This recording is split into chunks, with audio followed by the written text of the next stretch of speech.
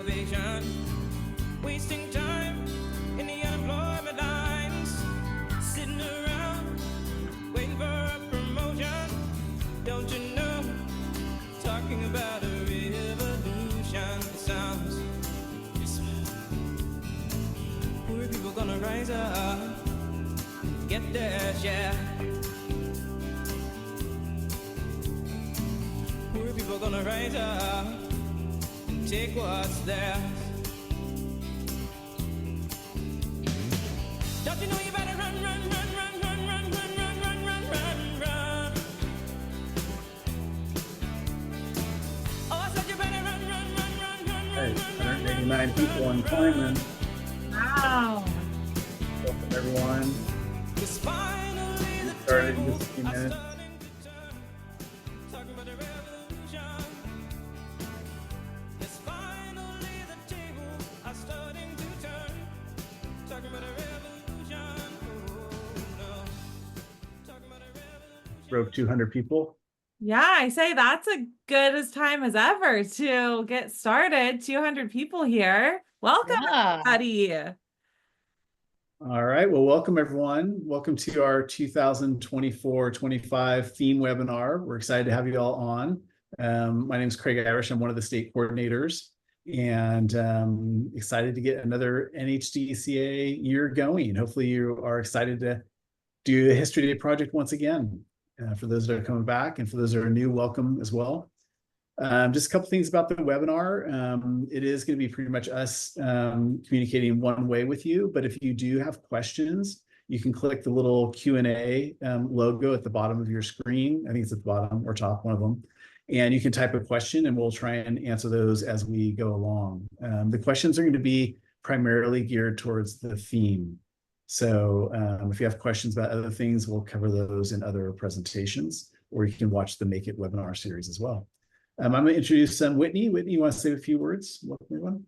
Yeah, everybody's just so exciting. We have been working hard to bring together some materials in this webinar for you to discuss the theme for this year and to give you some ideas on topics and how to choose one.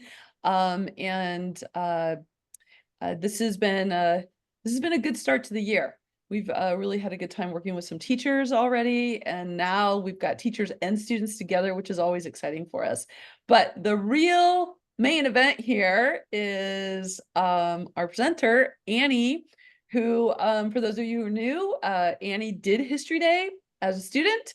She taught History Day as a teacher, and she is also a county coordinator. So she has all the tricks. She knows. She's been in your shoes if you're a student. She's been in your shoes if you're a teacher. She gets it. And I think she has some really good perspectives to share with you. So Annie, it's all yours. All right. Thank you. Excited to be here. Excited to talk about rights and responsibilities in history. I feel like we started this webinar a few years ago because one, we just wanted to like engage people and bring people in and help them. And also we had like a little bit of a tricky theme a few years ago. And so we wanted to like really make sure that we had good, clear communication about it. And now this webinar has just become like a mainstay, and it's an exciting part of my year. I feel like it represents a little bit of a turning point in the year that like we are fully getting into NHD time, which is really exciting. And I think rights and responsibilities is a great theme with so many possibilities for how to approach it. So I'm excited to dive into that with you today. Our goals for today are simple. We're going to explore how to connect the theme to your interests and choosing strong topics that make for an effective NHD research project. And then we'll look at how to weave the theme of rights and responsibilities into your projects as you're building your historical argument. This is really just like putting our toe in the water. There's so many other components of your National History Day project, and we'll continue to post resources and materials to help you with that. But today we're really focused on the theme and then starting to think about how you can choose a topic that connects to the theme. To start, we need to really just focus on themes. What are themes? Why are themes important? Themes are the backbone of every National History Day project. It's what makes NHD really unique. And honestly, it is a gift to students to have this theme because it provides an analytical lens, and it really helps get to making a historical argument, building that argument, having that analytical lens, and not just retelling history. So you should be grateful for the theme. Thank the theme for helping you out. It gives you a little bit of a boost. This year, I think the theme is really powerful, rights and responsibilities in history. So we're going to see how this provides us a lens through which we can examine the history. We'll also explore how to make it work for your topics. Speaking of making it work, the first thing to think of when it comes to choosing a great topic is we need to find this happy spot where you find something that connects to the theme, and I'll go into more details about the theme. You find something with historical impact because it is a history research project. So we need to make sure we have that historical impact. But also, the best topic is one that you're genuinely interested in. You want to learn about, you want to engage in it, you want to learn more about it, because you're going to become very, very familiar with this topic. You're going to become an expert in this topic. So we want to make sure that you're choosing something that really interests you within the limitations of what your teachers have given you. So I want you to keep that in mind as I go over what rights are, what responsibilities are, what that means for you as a theme, what the implications of that are. Think in the back of your head, what are things that you're already interested in that you could connect to this theme? I think it'll just make everything a little bit more worthwhile for you and a little bit more powerful for you as we go through. Like I've said, this year, the theme is rights and responsibilities in history. Huge emphasis on the and. Both are required in your project, rights and responsibilities. I'll show you how they're connected and how it's really not that hard to include both of them. They kind of go with each other. So this is what we're going to be looking at. To start off with, let's take a step back, make sure we understand our key terms here. What exactly are rights? We might use this term all the time. You might be familiar with it, but let's really go into it. Let's look at it a little bit through a little bit of a deeper lens, a deeper context. When we think about rights, this is what we all are entitled to. They might represent fairness, equality, protection. When you're thinking about rights in history, I encourage you to think about a situation where people fought for things in history. That can give you an indication if somebody is fighting for something, that might be an indication that they are not getting what they're entitled to. So that's one way that you can think about it.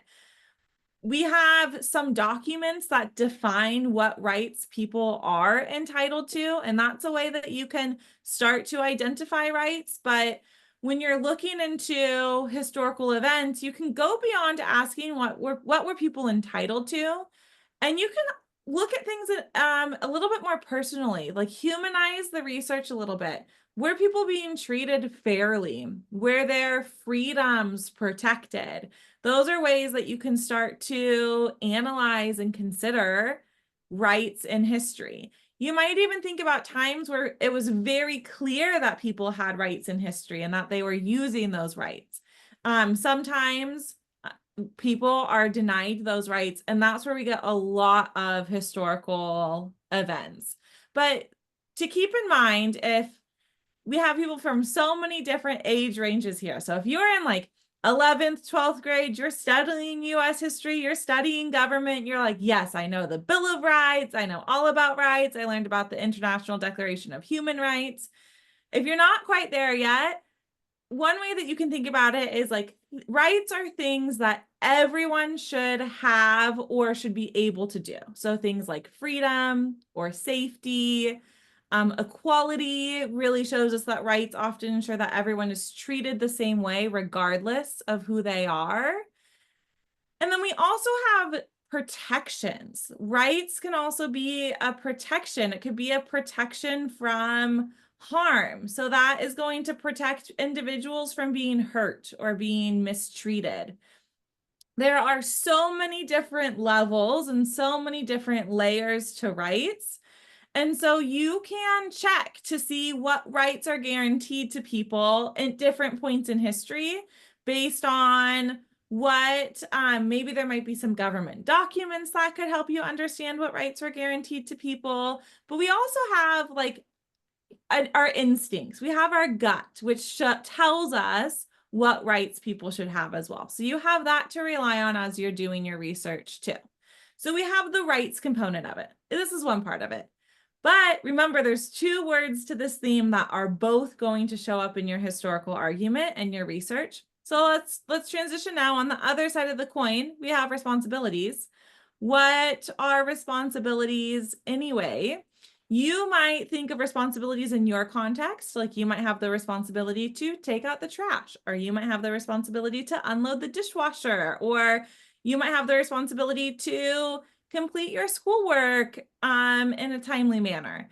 So we're familiar with the word responsible, but we need to think about it in the concept of our historical research. So we're going to take it a little bit bigger outside of ourselves and look at the bigger context.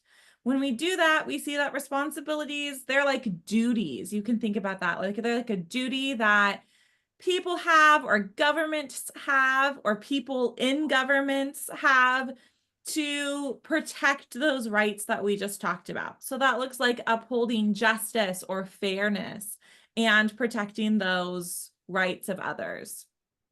To identify responsibilities in history, what you need to do is you should consider what obligations existed, and if obligations didn't exist, what obligations should have existed, and whose responsibility was it to make sure that there were some obligations.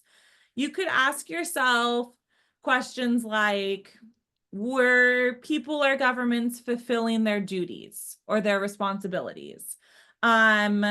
Were there, and this is really important also, like what were the consequences of neglecting those responsibilities? So if people weren't upholding their responsibilities, what were the consequences of that?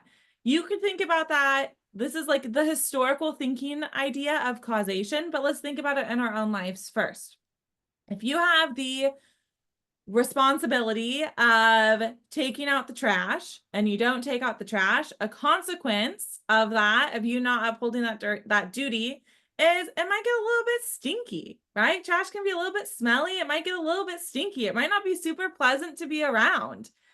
It also might mean if you don't uphold that responsibility, there might be a consequence that something, a privilege, so not a right, a privilege might be taken away from you, or you might be told, you need to uphold this responsibility. It's your duty. I'm counting on you to do this. If you don't do this, things are going to get stinky and nobody wants stinky trash around. So that's a way that you can think about these consequences that might happen if we're neglecting responsibilities. Now, of course, we're studying history, we're studying people, we're studying rights, which are so important to who we are as people and protecting us as individuals. So those consequences might get bigger as we look at what happens if responsibilities are neglected. Let's talk a little bit more deeply about this consequence idea. When we think about this in historical research, the skill, the name of the skill is historical causation. You might also have studied cause and effect, or you might have heard it called causes and consequences. You also might study this in like your science class. You might study cause and effect. And it's the same idea, just applied a little bit different in historical research. The purpose of historical causation, as it connects to this theme, is it's going to help us trace rights and responsibilities and how they influence each other.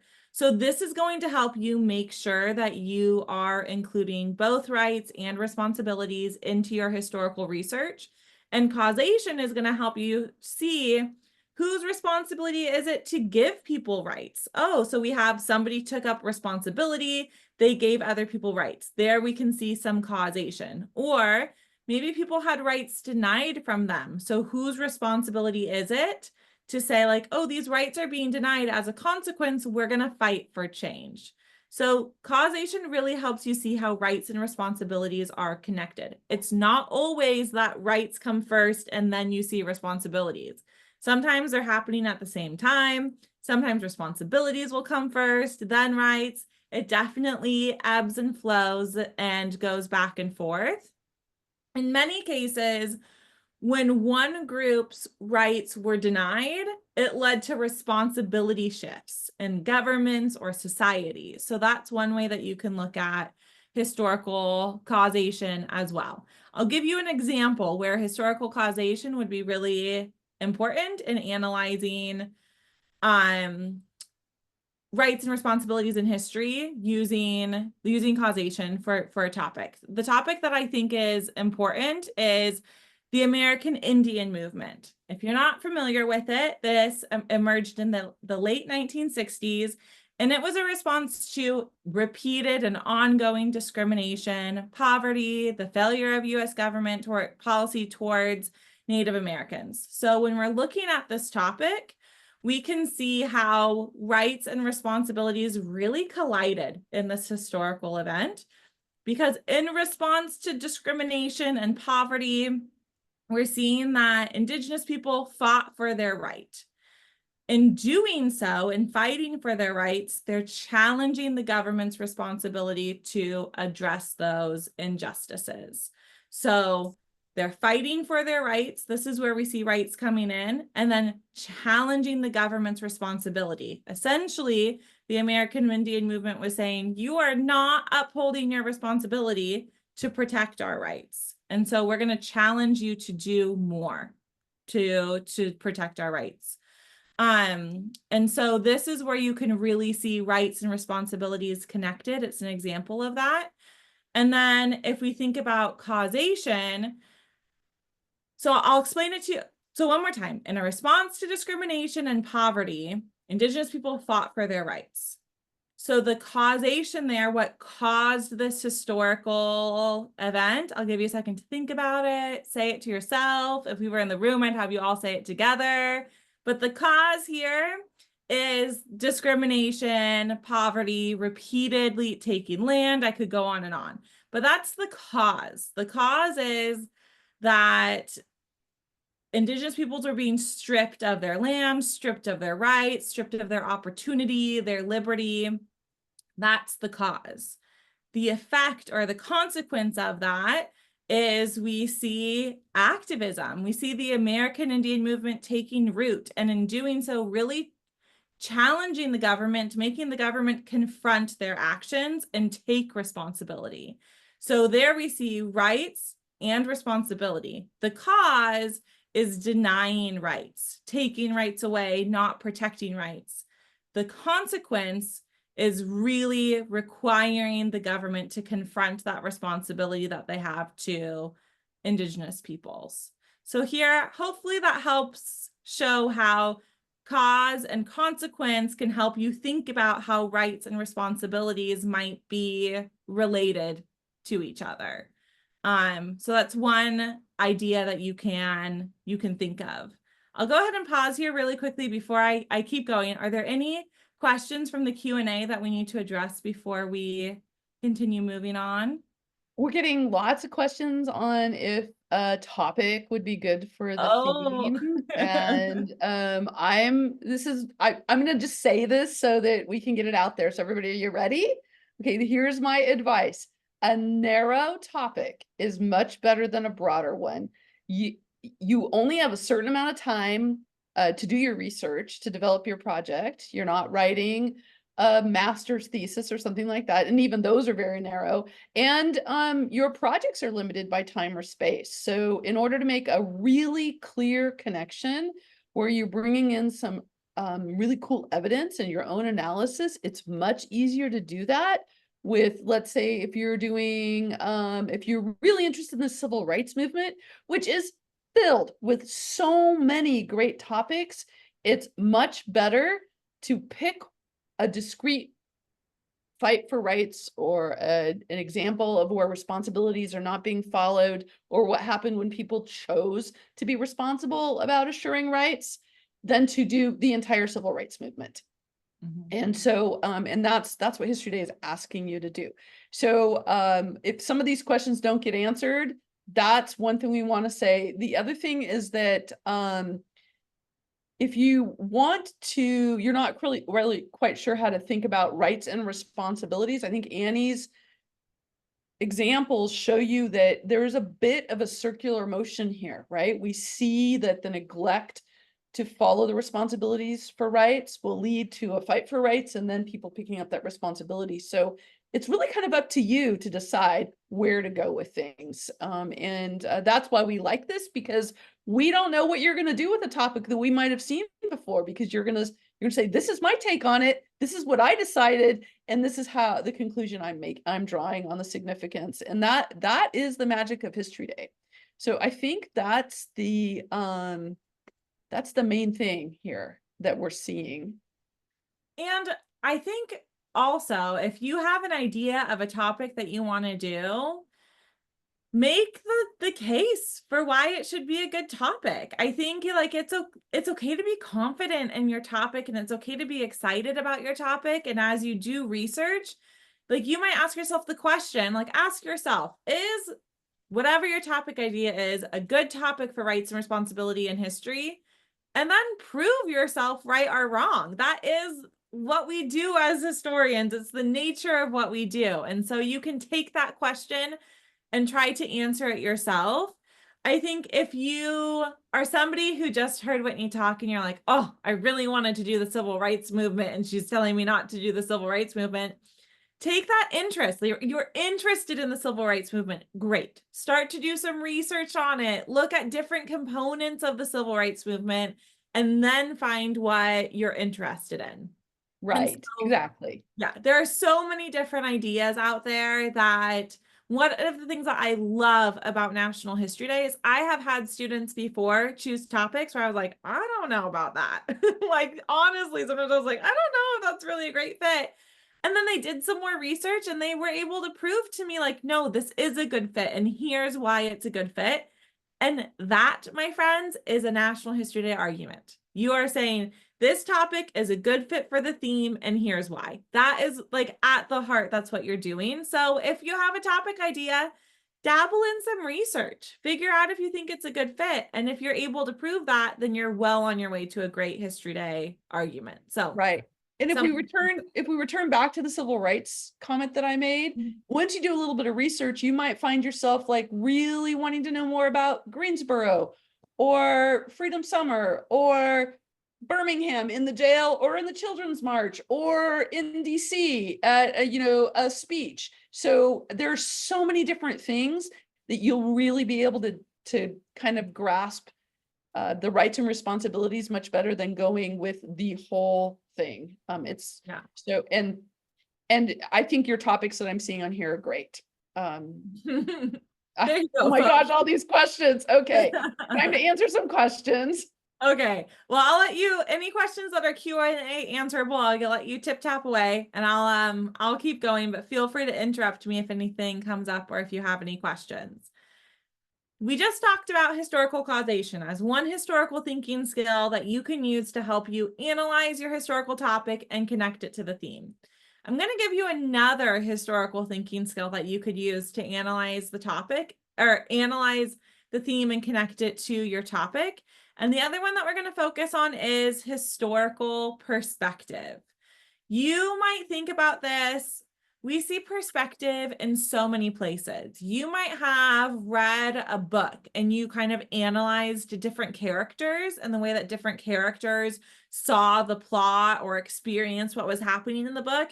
That's perspective. You're looking at their perspective. Or in art class, you might look at like, how do I play with perspective to show that I'm far away from whatever it is that I'm painting or that I'm drawing. That's perspective as well, the way that we're looking at things or the way that we're experiencing things. You also might be familiar with perspective because you have your own perspective. You see the world in a certain way, and that's your perspective. That's your way of seeing the world. So when we think of historical perspective as a historical thinking skill, what we're doing is we're trying to understand different viewpoints. And here's why it's so important for rights and responsibility in history, because we're going to be able to build empathy and deepen our understanding of other people who maybe had their rights denied from them, or who maybe took up responsibility to fight for rights. And so when we really emphasize historical perspective, we are trying to understand how people experienced having their rights, or being denied their rights, or how they experienced that responsibility. And it's going to help you get a deeper understanding of whatever historical topic it is that you are studying. An example of where you might use historical perspective to really consider the experiences and motivations of various groups involved in a historical event is in the anti-apartheid movement. Now, if you've been to this webinar in the past, I just want to say that we are including a world history topic. We are not just including US history topics here. So we have the anti-apartheid movement. We're seeing Black South Africans, some white allies, government officials. They all had different perspectives on apartheid and this movement to end apartheid. And understanding these different perspectives helps us see how rights were fought for and how responsibilities were either embraced or ignored. So with this, we can really look at all the different components of the anti-apartheid movement from historical context. And then within historical context, we look at the different perspectives.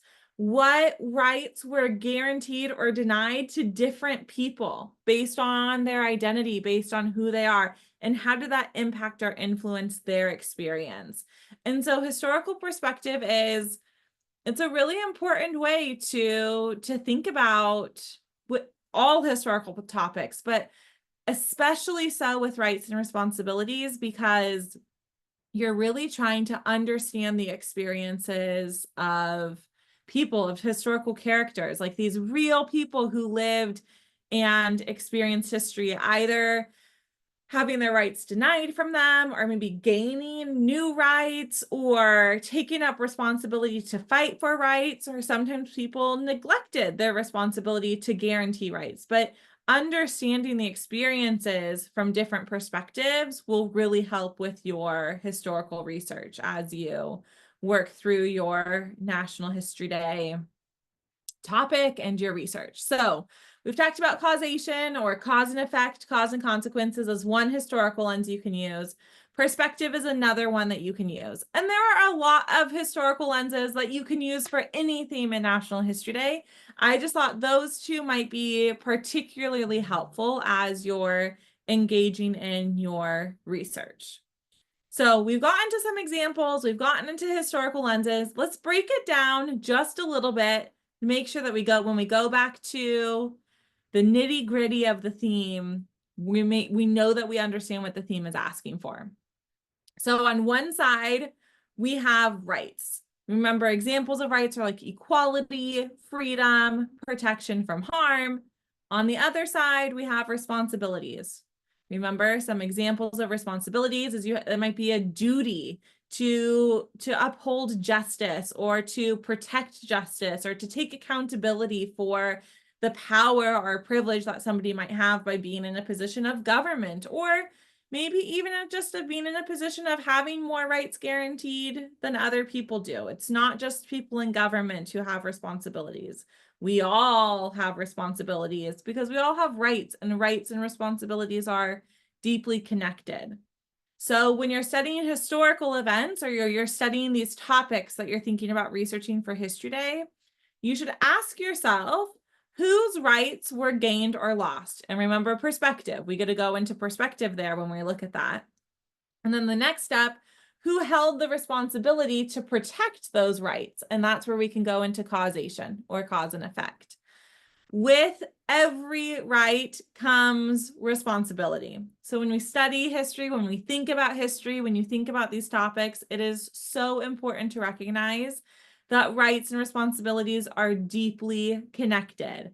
I used like a seesaw graphic here, or you could think about a scale to see how they're constantly balancing each other out. And we see like rights and freedoms and protections for individuals or groups as they're fought for, that's going to balance out with the responsibilities and making sure people are upholding those responsibilities.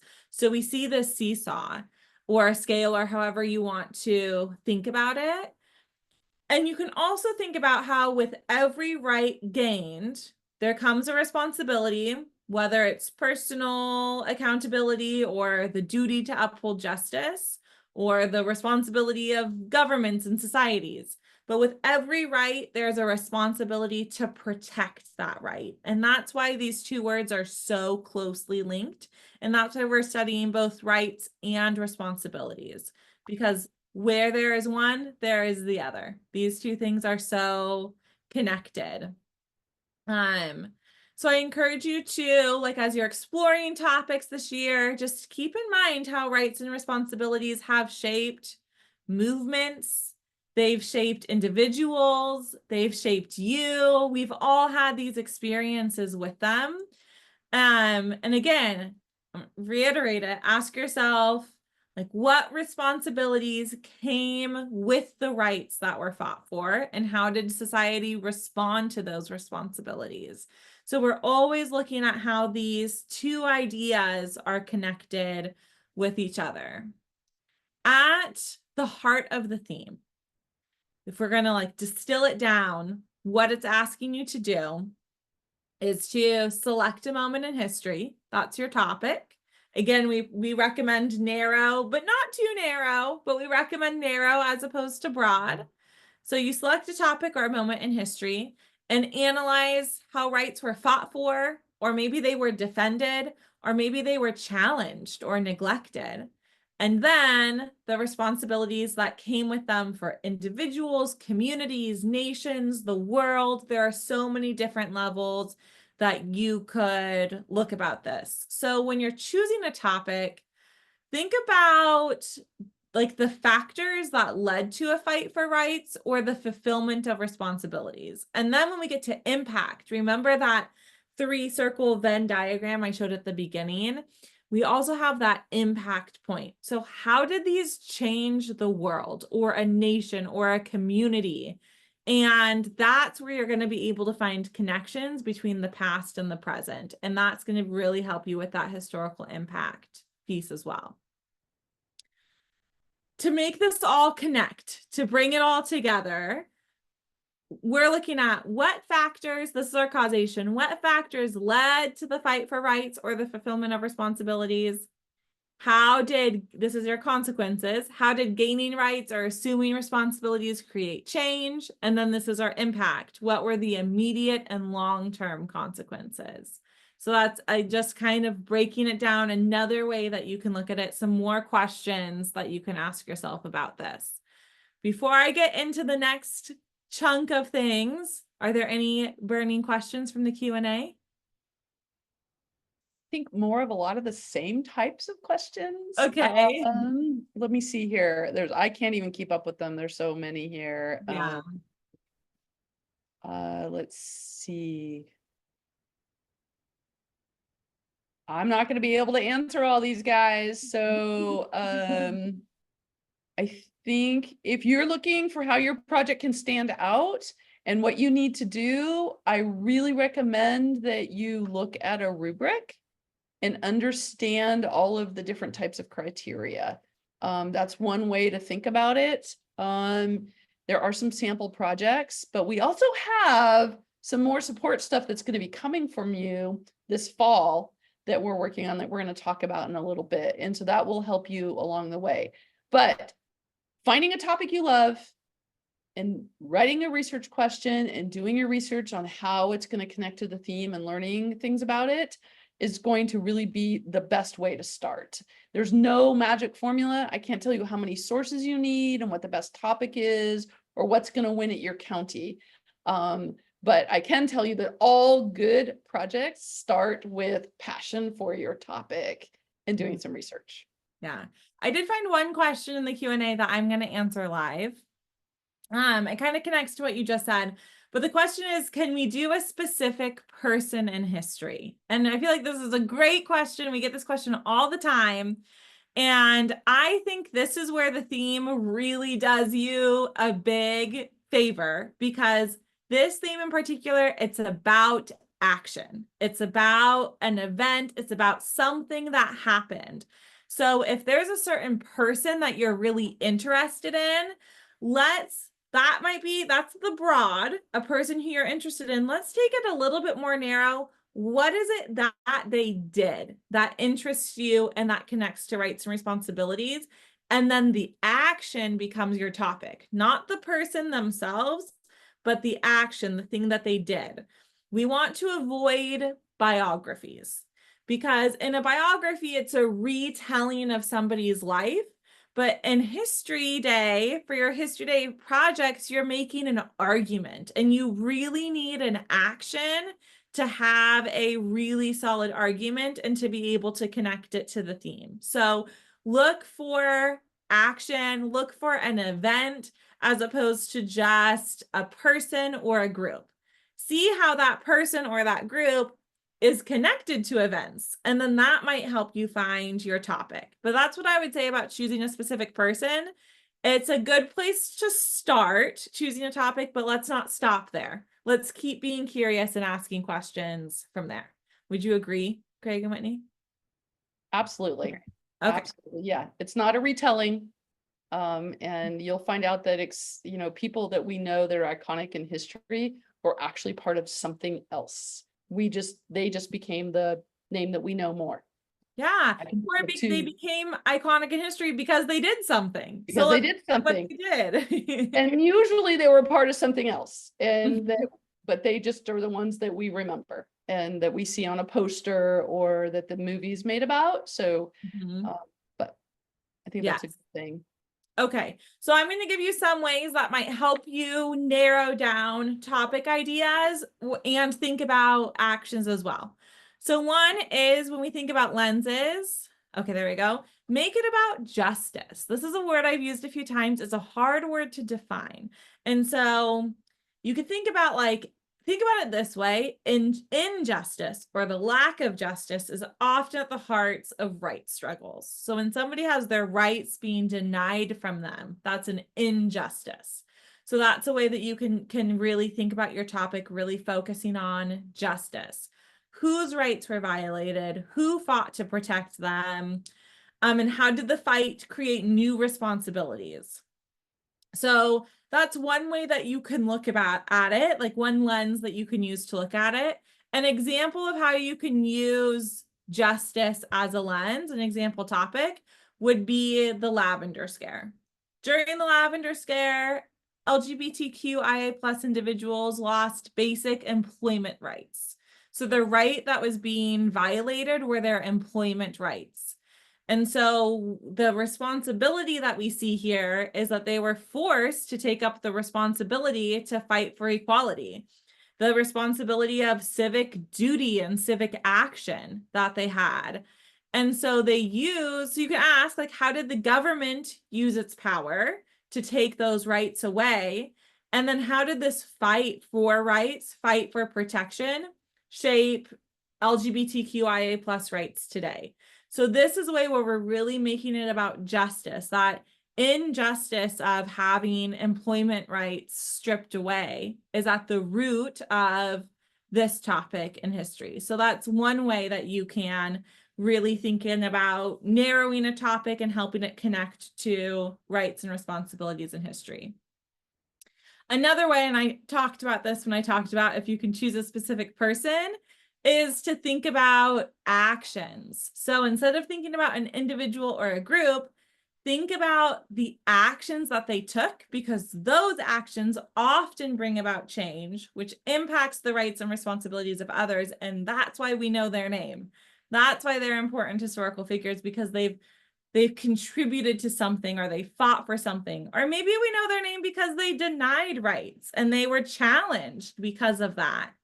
But we really want to think about the actions that people took to either expand rights or restrict them. And then who stepped up to protect the rights, or who put their responsibility into action. And you can look at how society reacted or responded to that. But I would say you might think like, oh yeah, fighting for rights, like that's clearly an action. But also, if you are upholding your responsibility, you're taking action as well. You're taking action within this responsibility that you have. So that is something to consider as well. One way that we might make it about action is we might look at the Newsy strike, where we see child laborers took action to defend their rights. They went on strike, which changed working conditions. And so we can explore how rights shifted after this action. So you can also see how rights change over time. Maybe before they're being restricted or denied or neglected, an action happens, and then you see how does that change over time? What are new rights? What are new responsibilities that come with those rights? So that's one way that you can make it about action. Another way that you can think about it, and this definitely connects to what I just said, but you can make it about change. So when rights or responsibilities shift, we also often see change ripple throughout society. Sometimes problems might be created as a result of a fight for rights or as a result of rights being neglected or denied. And you might ask yourself how individuals and communities reacted to these shifts, reacted to these changes.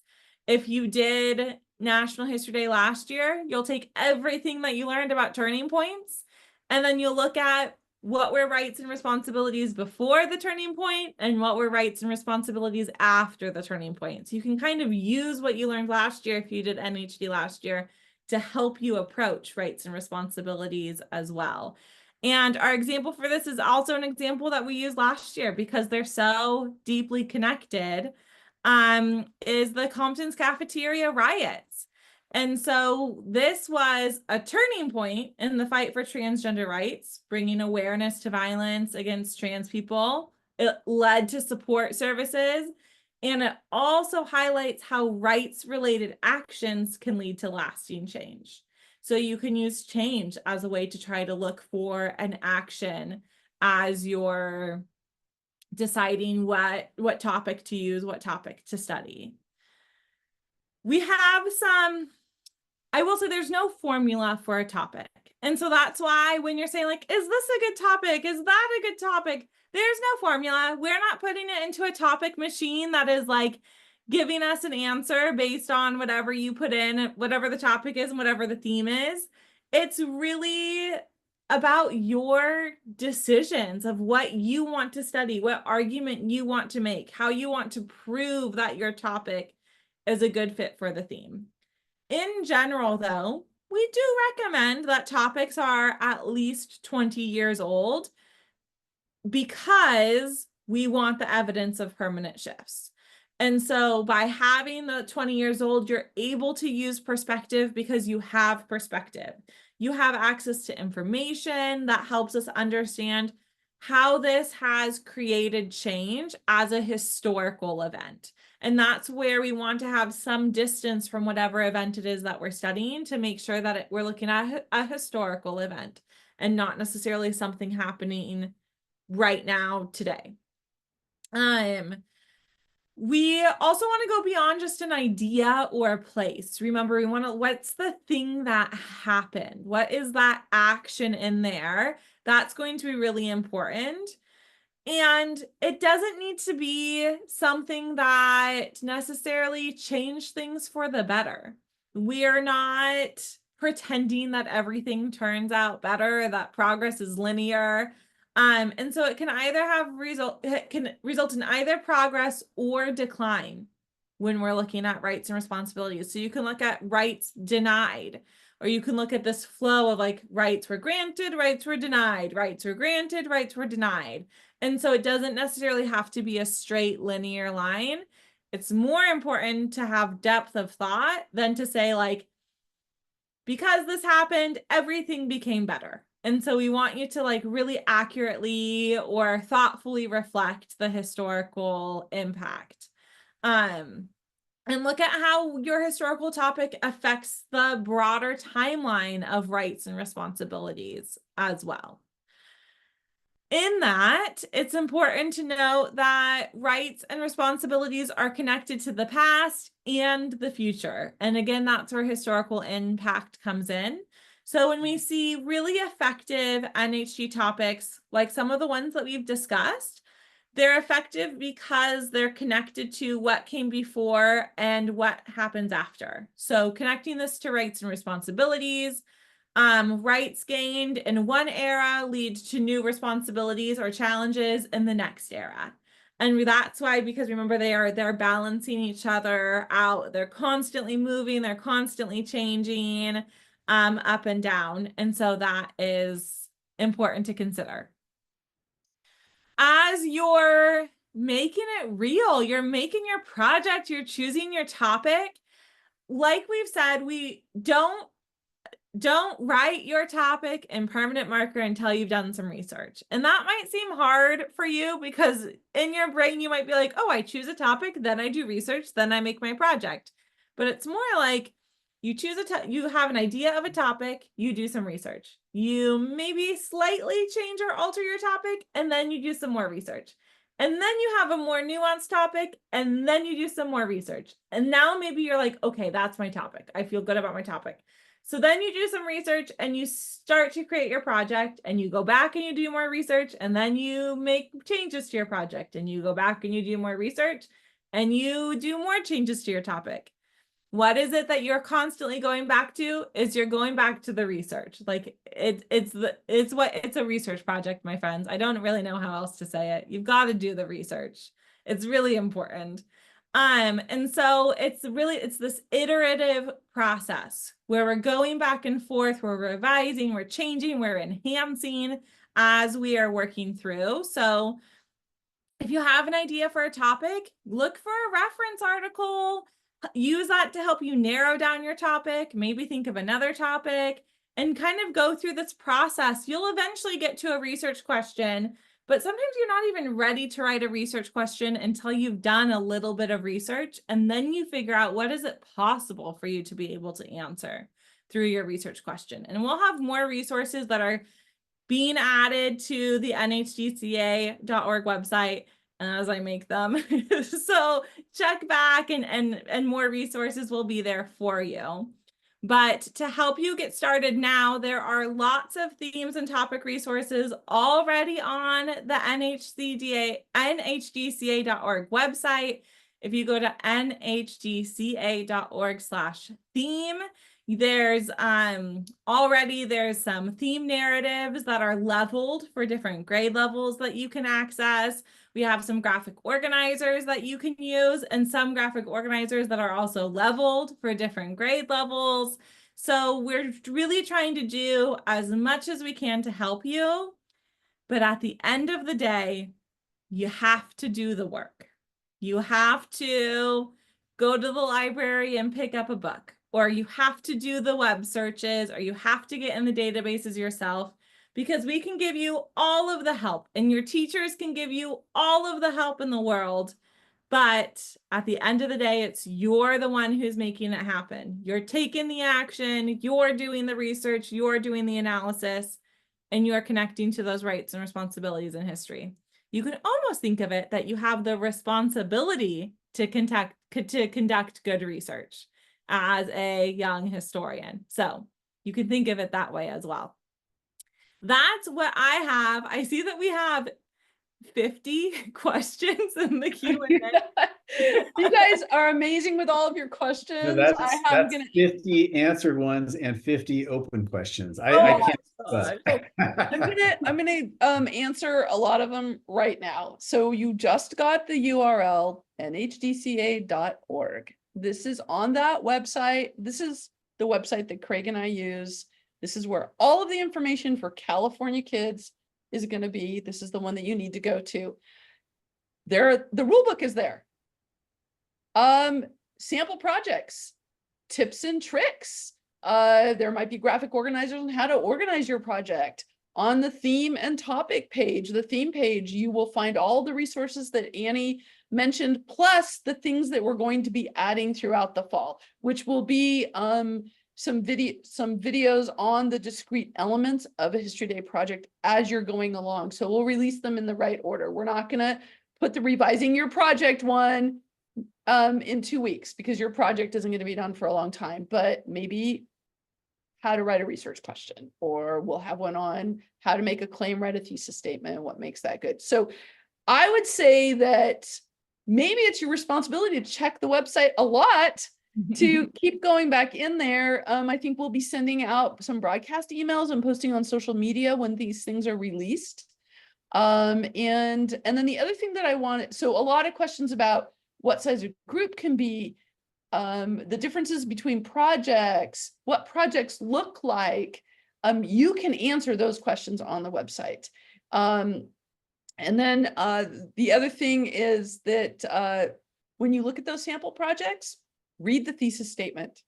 You will then have some ideas about what makes a good thesis statement, what makes a good claim, how did it work in this project. If you're going to do a documentary, listen to a documentary, do those types of things, and you will get an idea of what speaks to your heart and what you want to do. Craig, did you have anything that you wanted to add? Nope, I think that's a great idea. Go to the website. There's tons of, in fact, I keep copying and pasting the website addresses for theme book or for rule book and themes and all the questions. So basically I'm sort of pointing you to where it all exists. So. Oh, one other thing that we did do last week was we posted some topic lists.